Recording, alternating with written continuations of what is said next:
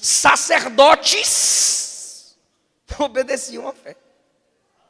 Grande parte dos sacerdotes. Isso é lindo, maravilhoso, perfeito e completo. Quem já leu a crucificação de Cristo.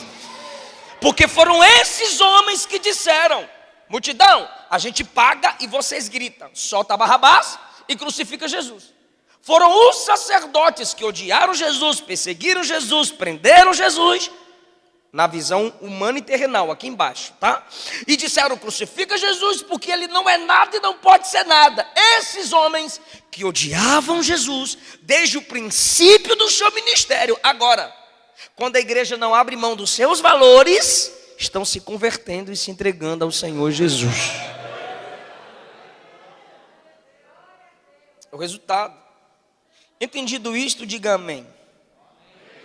Pois bem, os apóstolos foram treinados por Jesus. Vou perguntar, os apóstolos foram treinados por quem? Por Jesus. Primeiro foram discípulos e depois se tornaram apóstolos. Foram discipulados por Jesus. Preste bem atenção. Mateus 26, 56 está escrito assim: tudo isso aconteceu para que em Jesus se cumprissem as escrituras. Marcos 12, 10, Jesus diz assim: ainda não lestes as escrituras? Marcos 12, 24, Jesus disse: errais por não conhecerdes as escrituras, nem o poder de Deus. Marcos 15, 28, quando Jesus é colocado entre dois malfeitores, diz o texto: e assim se cumpriu a escritura que diz: com os malfeitores foi contado. Lucas 3, 21, agora vai falar sobre a vida de oração que Jesus tinha. Os primeiros textos que eu citei falam sobre Jesus e as escrituras, porque Jesus sempre falava das escrituras. Jesus, de Mateus capítulo 5 ao capítulo 7, falou a palavra aos que estavam ali. E quando eu digo falou a palavra, claro que é através de palavras, mas quando eu uso no singular, ele falou a palavra, é porque era uma palavra diferente de todas. Diz a conclusão do capítulo 7 do Evangelho segundo escreveu Mateus, que a multidão que escutava Jesus dizia: nenhum homem fala, nem falou com tanta autoridade. E que autoridade é essa da qual a multidão fala? É que todos os profetas diziam: assim diz o Senhor, Deus mandou dizer. Mas Jesus não disse assim diz o Senhor, nem Deus mandou dizer.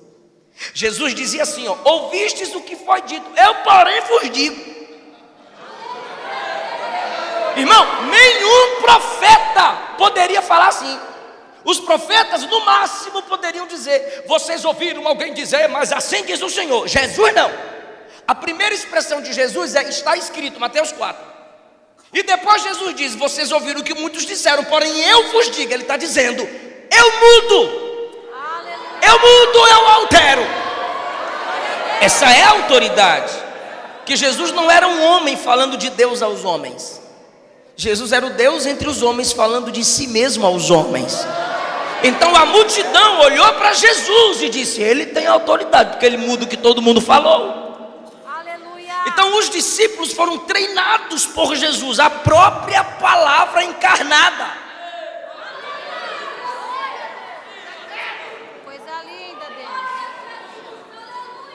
A segunda base sobre a qual os discípulos foram levantados foi a vida de oração de Jesus. Lucas 3, 21, aconteceu que todo o povo tendo sido batizado, Jesus também sendo batizado, ele orou e o céu se abriu.